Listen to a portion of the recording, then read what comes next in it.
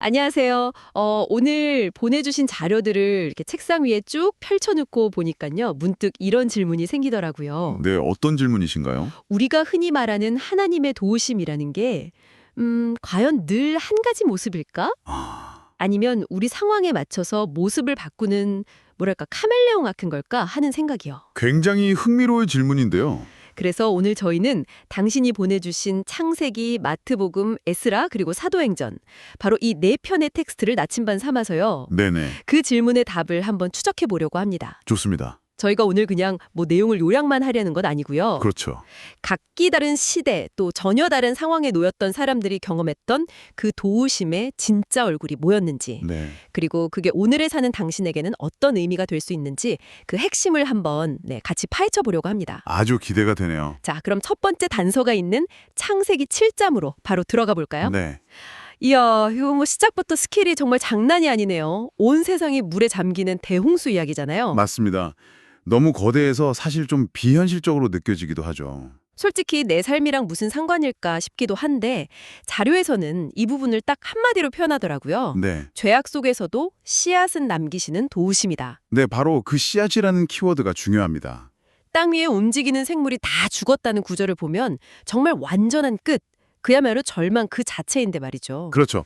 모든 게 그냥 파괴되는 것처럼 보이는 바로 그 지점이 이 이야기의 핵심입니다. 핵심이라고요? 네, 자료가 주목하는 건 이 사건이 단순히 뭐 착한 노아 가족을 구출했다, 이런 개인적인 서사가 아니라는 점이에요. 아, 그런 이야기가 아니군요. 이걸 좀 더 현대적인 비유로 바꿔보면요. 마치 인류가 돌이킬 수 없는 환경 재앙을 일으켜서 모든 생태계가 파괴될 위기에 처했을 때, 네네. 상상만 해도 끔찍한데요. 그럴 때 누군가 그 스발바르 국제종자 저장고처럼 미래를 위한 씨앗들을 따로 보존해두는 것과 비슷하다고 볼 수 있습니다. 아, 종자 저장고요. 네, 심판의 목적이 완전한 끝이 아니라 새로운 시작을 위한 일종의 리셋에 있었다는 거죠. 와, 종자 저장고 비유를 드니까 이게 확 와닿네요. 그렇죠. 그러니까 노아의 방주는 그냥 구명보트가 아니라 다음 시대를 위한 모든 가능성을 담아둔 타임캡슐 같은 거였군요. 정확합니다. 그런 개념이죠. 근데 한편으로는 이런 생각도 들어요. 노아 가족을 제외한 모든 사람이 죽었다는 건 사실 좀 섬뜩하게 다가오거든요. 네, 그럴 수 있습니다. 이 어마어마한 파괴와 소수의 보존이라는 이 긴장감을 자료에서는 어떻게 다루고 있나요? 아주 중요한 질문입니다. 자료는 그 지점을 직접적으로 해설하기보다는 이 사건을 통해서 도우심의 가장 근본적인 형태, 즉 보존을 보여주는 데 집중해요. 보존이요. 네, 개인의 어떤 감정이나 자격 요건을 따지기 이전에 하나님의 더 큰 계획, 그러니까 인류의 역사를 이어가시려는 의지가 작동했다는 거죠. 아, 더 큰 계획. 그래서 여기서의 도우심은 따뜻하고 다정하기보다는 뭐랄까, 거대하고 압도적인 힘으로 나타납니다. 그렇군요. 우리 삶으로 이걸 가져와 보면 때로 모든 게 무너져 내리는 것 같은 절망 속에서도 내가 미처 인지하지 못하는 더 큰 흐름 속에서 무언가 보존되고 있을 수 있다. 네. 그런 믿음의 근거를 여기서 찾는 셈입니다. 거대하고 압도적인 힘, 확실히 첫 번째로 만난 도우심의 얼굴은 그런 느낌이네요. 인류 전체를 향한 거대한 방패 같다고 할까요? 좋은 비유입니다. 그런데 솔직히 이런 거시적인 이야기는 당장 오늘을 사는 저에게는 조금 멀게 느껴지기도 하거든요. 네, 충분히 그럴 수 있죠. 자료의 다음 부분인 마태복음은 혹시 이 거대한 렌즈를 좀 더 좁혀주나요? 정확합니다. 마태복음 7장으로 넘어오면 카메라는 저 하늘 위에서 지상으로 내려와서 한 개인의 얼굴을 클로즈업합니다. 오, 예수님의 산상수훈인데 여기서의 도우심을 완전히 다른 방식으로 이야기되죠. 아, 그 유명한 구절이군요. 구하라 그러면 주실 것이다. 네, 맞아요. 찾으라 그러면 찾을 것이다. 정말 창세기의 이야기와는 분위기가 180도 다르네요. 거대한 심판 대신에 마치 바로 옆에서 다정하게 말을 거는 듯한 약속이니까요. 바로 그 관계가 핵심입니다. 관계요? 네. 자료는 부모와 자식의 비유를 통해서 이 점을 설명해요. 어떤 자식이 빵을 달라는데 돌을 주고 생선을 달라는데 뱀을 줄 부모가 있겠냐? 없겠죠, 당연히. 그러면서 하늘의 아버지는 더 좋은 것을 주시지 않겠냐고 말합니다. 여기서 아주 중요한 질문이 생기죠. 더 좋은 것? 네. 그 더 좋은 것이란 과연 뭘까요? 그러게요. 내가 원하는 걸 그대로 주시는 게 아니라 더 좋은 것이라니. 그게 뭔지 모르니까 좀 답답할 수도 있을 것 같은데요. 그렇죠. 그래서 이 개념이 중요합니다. 이건 마치 어린아이가 저녁 식사 시간 직전에 사탕을 달라고 막 조르는 상황이랑 비슷해요. 아, 네. 부모는 이미 영양 가득하고 맛있는 스테이크를 준비해둔 거죠. 아이는 그걸 모르고요? 맞아요.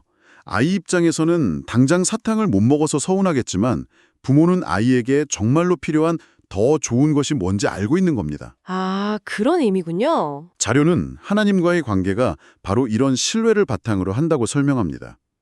내가 원하는 A를 구했을 때 하나님은 내게 정말 필요한 A+를 주시거나 어쩌면 완전히 다른 차원의 B를 주실 수도 있다는 믿음. 네. 이게 바로 마태복음이 말하는 도우심의 본질입니다. 아, 이제 좀 그림이 그려지네요.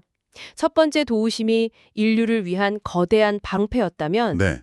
두 번째는 나 한 사람을 위한 맞춤형 선물에 가깝군요. 오, 맞춤형 선물. 좋은 표현입니다. 내가 뭘 원하는지 아는 걸 넘어서 나에게 뭐가 필요한지를 더 잘 아는 존재, 그런 인격적인 관계 속에서 오는 도움이요. 그렇죠. 카멜레온의 두 번째 색깔은 훨씬 더 따뜻하고 개인적이네요. 맞습니다. 거대한 역사 속 보존에서 지극히 개인적인 약속으로 초점이 옮겨온 거죠. 좋습니다. 그럼 지금까지 거대한 방패와 개인적인 선물을 봤는데 만약 우리가 어떤 구체적인 미션이나 프로젝트를 수행하고 있을 때 네, 그럴 땐 또 다르겠죠? 그럴 때 이 도우심은 또 어떤 모습으로 나타날까요? 세 번째 자료인 에스라 7장이 바로 그 이야기인 것 같습니다. 네, 에스라 이야기는 정말 흥미롭습니다. 그는 이제 포로 생활을 하던 이스라엘 백성을 이끌고 고향으로 돌아가서 네. 무너진 율법과 신앙 공동체를 재건해야 하는 정말 엄청난 사명을 받은 인물이죠. 이건 개인적인 소원을 비는 수준이 아니네요. 그렇죠. 민족의 운명이 걸린 거대한 프로젝트입니다. 자료를 보니까 여기서 거의 주문처럼 반복되는 표현이 있더라고요. 그의 하나님의 선한 손에 도우심을 입어. 맞아요. 그 표현이 계속 나오죠. 에스라가 당시 세계 최강 대국이었던 페르시아의 왕에게 필요한 모든 지원을 요청했는데 왕이 그걸 다 들어줬다는 거잖아요? 네, 상식적으로는 거의 불가능한 일이죠. 그렇죠. 근데 자료는 그 이유를 에스라의 능력이나 운이 아니라 전적으로 이 선한 손의 도우심 덕분이었다고 분석하고 있죠. 네, 여기서 자료가 아주 날카롭게 짚어내는 지점이 바로 그 도우심과 에스라의 결심 사이의 연결고리입니다. 결심이요? 네, 에스라는 그냥 도와주세요 하고 손 놓고 기다린 게 아니었어요. 아, 그런 게 아니었군요. 그는 여호와의 율법을 연구하여 준행하며 가르치기로 결심하였다고 나오거든요. 아, 즉 하나님의 뜻이 뭔지 명확히 파악하고 자기 삶을 거기에 온전히 던지기로 작정한 거죠. 잠깐만요. 듣다 보니까 궁금한 게 생겼습니다. 자료에서 에스라의 결심을 그렇게 강조했다면 만약 에스라가 그런 결심을 안 했다면 선한 손의 도우심은 없었을 거라고 보는 건가요? 아, 이게 혹시 조건부 도움이라는 뜻으로 해석될 여지가 있을까요? 정확한 지적이십니다. 충분히 그렇게 보일 수 있죠. 이걸 또 다른 비유로 한번 설명해 볼게요. 네네. 마치 아주 유능하고 비전 있는 스타트업 창업자가 명확한 사업 계획서를 들고 투자자를 찾아간 것과 같아요. 네, 투자자는 그 창업자의 비전과 계획의 진정성을 보고 이 프로젝트는 내가 가진 자원을 쏟아 부을 만하다라고 판단해서 전폭적으로 지원해 주는 거죠. 그렇군요. 에스라의 비전이 율법 재건이라는 명확한 프로젝트였고 하나님의 선한 손이 바로 그 투자자였던 셈입니다. 와, 목표가 분명하고 그 목표에 대한 헌신이 확실하니까 필요한 인력, 재물, 권력 같은 지원이 막힘없이 이어진 겁니다. 그럼 조건부라기보다는 네, 조건부라기보다는 방향성이 일치할 때 폭발하는 시너지라고 보는 게 더 정확한 해석일 겁니다. 와, 프로젝트를 위한 투자라니. 세 번째 얼굴은 정말 역동적이네요. 그렇죠. 거대한 방패도 아니고 개인적인 선물도 아닌 명확한 사명을 완수하기 위해 필요한 모든 것을 공급해주는 전략적 지원이군요. 바로 그겁니다. 이건 정말 우리가 어떤 일을 할 때 간절히 바라게 되는 그런 종류의 도움이네요. 그렇죠. 그래서 자료는 에스라의 성공을 형통이라고 표현합니다. 여기서의 형통은 그냥 돈 잘 버는 게 아니고요. 네. 하나님의 계획이 나를 통해 막힘없이 이루어지는 상태. 그걸 의미하는 거죠. 알겠습니다. 에스라의 이야기는 정말 힘이 나게 하는 이야기인데 한편으로는 좀 부담스럽기도 해요. 부담스럽다고요? 네, 나도 에스라처럼 저렇게 명확한 결심과 헌신을 해야만 도움을 받을 수 있는 건가? 내가 만약 실패하고 넘어지면 어떡하지? 이런 생각이 들거든요. 아, 네네. 충분히 그럴 수 있죠. 마지막 네 번째 자료인 사도행전 7장이 혹시 이 질문에 대한 답을 줄 수 있을까요? 바로 그 지점을 위해 이 마지막 자료가 존재하는 것 같습니다. 아, 정말요? 사도행전 7장은 초대교회 지도자였던 스데반이 돌에 맞아 죽기 직전에 했던 마지막 설교입니다. 네. 그는 이스라엘의 기나긴 역사를 쭉 훑어내려가죠. 그런데 그 역사의 내용이 사실은 성공담이 아니에요. 성공담이 아니라고요? 오히려 끊임없는 실패와 불순종, 배신의 역사에 가깝죠. 맞아요. 보면 하나님이 도와주시면 배신하고 또 구해내면 또 우상을 섬기고 어떻게 보면 참 답답한 역사의 반복이죠. 바로 그 지점입니다.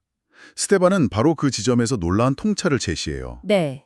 자료에 따르면 스데반의 설교를 관통하는 핵심 메시지는 하나님께서 그들을 모든 환란에서 건져내셨다는 겁니다. 아, 중요한 건 이스라엘 백성이 잘했을 때만이 아니라는 거죠. 잘했을 때만이 아니다. 네, 그들이 최악의 실패를 저지르고 하나님을 외면했을 때조차도 하나님의 구원과 도우심은 멈추지 않았다는 사실, 이걸 역사를 통해 증언하는 겁니다. 와, 에스라 이야기와는 정반대의 결론으로 가네요. 그렇죠. 아주 흥미로운 대조입니다. 에스라가 순종을 통해 형통의 도우심을 경험했다면 스테반이 말하는 이스라엘의 역사는 불순종에도 불구하고 주어지는 구원의 도우심이군요. 그렇습니다. 이것이 도우심의 네 번째 얼굴입니다. 인간의 자격이나 조건, 노력과 상관없이 주어지는 은혜와 같은 도움이죠. 그렇군요. 이 해석이 오늘을 사는 당신에게 의미 있는 이유는 우리 역시 완벽하지 않기 때문일 겁니다. 맞아요. 우리가 세운 계획에 실패하고 때로는 어리석은 선택을 했을 때 난 이제 도움받을 자격도 없어 라고 생각하기 쉽잖아요. 네, 그럼요. 그런데 자료는 스데반의 입을 통해 말하는 오죠. 아니, 네가 넘어져 있을 바로 그 순간에도 나의 도움은 유효해 라고요. 아, 에스라의 이야기가 우리를 달리게 한다면 스데반의 이야기는 넘어진 우리를 일으켜 세우는 힘이 있는 거죠. 정말 놀라운 대비네요. 한 가지 도우심이라는 주제 안에 이렇게 서로 다른, 심지어 상반되어 보이는 얼굴들이 공존하고 있다는 게 정말 인상 깊습니다. 네, 그렇죠. 자, 그럼 오늘 저희가 추적한 내용을 한번 정리해 볼까요? 네, 좋습니다. 보내주신 자료들을 따라가 보니까요. 하나님의 도우심이라는 한 단어가 사실은 상황에 따라 전혀 다른 네 가지 얼굴을 하고 있다는 게 분명해졌습니다. 네, 첫째는 대홍수 속에서 인류를 지켜낸 거대한 방패와 같은 보존. 그렇죠. 보존. 둘째는 나 한 사람을 가장 잘 아는 존재가 주는 맞춤형 선물과 같은 약속. 네, 약속. 셋째는 명확한 사명을 향해 나아갈 때 주어지는 전략적 투자와 같은 형통. 형통. 그리고 마지막으로 우리가 실패하고 넘어졌을 때조차 포기하지 않는 무조건적인 구조와 같은 구원. 맞습니다. 방패, 선물, 투자, 그리고 구조. 네. 이 네 가지 얼굴을 관통하는 하나의 공통점이 있다면 그건 바로 하나님의 선한 손으로 표현되는 인간의 삶에 개입하려는 능동적이고 자비로운 힘에 대한 믿음일 겁니다. 아, 하나님의 선한 손. 네. 그 힘은 때로는 역사를 움직이는 거대한 손이었다가 때로는 내 어깨를 감싸는 따뜻한 손이 되기도 하는 거죠. 그렇군요. 자료는 결국 우리에게 말하는 것 같아요.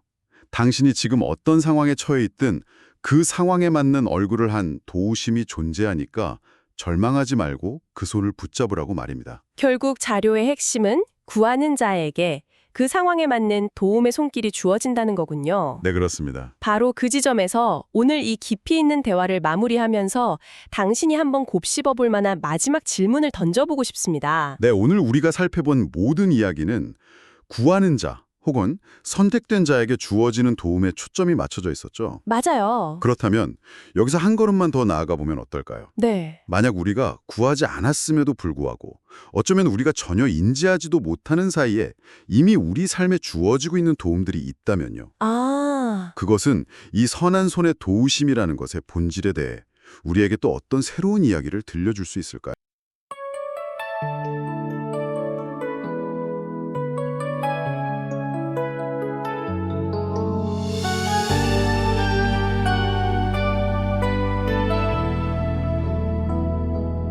온 땅의 죄악이 비처럼 쏟아지고 생명의 숨들이 심판 속에 잠길 때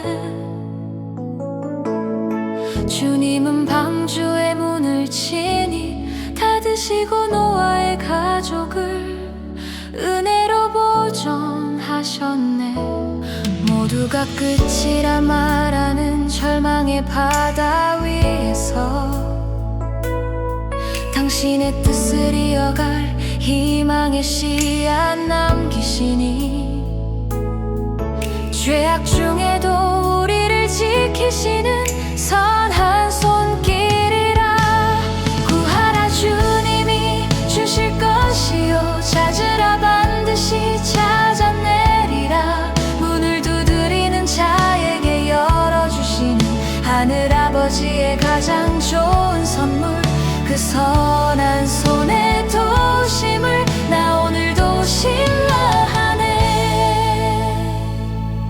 무엇이 부족해 마음이 메말라 있나요 하늘아버지는 우리의 필요를 이미 아시네 자녀가 떡을 달라면 돌을 줄 자가 어디 있느냐 구하는 자에게 더 좋은 것으로 채우시는 분 그 약속의 말씀 붙들고 담대히 나아갈 때 닫혔던 문이 열리고 기도의 응답이 시작되리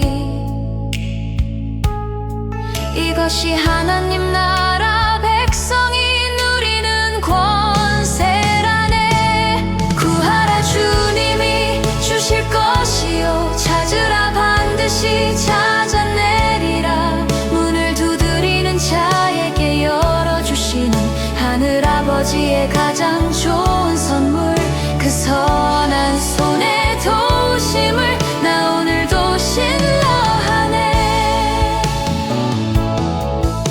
학사 에스라가 율법을 품고 일어설 때 왕의 마음을 움직여 길을 여신 하나님 그의 능력이 아닌 하나님의 선한 손의 도심이 그의 걸음을 형통케 하고 성전을 재건했네 우리가 말씀에 순종하며 그 뜻을 따를 때 사람의 생각을 뛰어넘는 주님의 인도가 시작되리 스데반의 입술로 전해지는 이스라엘의 역사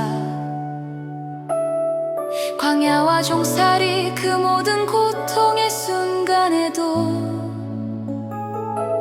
하나님은 당신의 백성을 잊지 않으시고 모든 환난에서 건져내시는 도우심 베푸셨네 죽음 앞에서도 천사의 얼굴로 빛났던 스데반처럼 어떤 시련이 와도 우리를 건지시는 주를 믿으며 흔들리지 않는 믿음의 증인으로 살아가리 죄악 중에 나를 보존하시고 기도할 때 가장 좋은 것 주시며 순종할 때 형통의 길을 여시고 환난 중에 건져내시는 하나님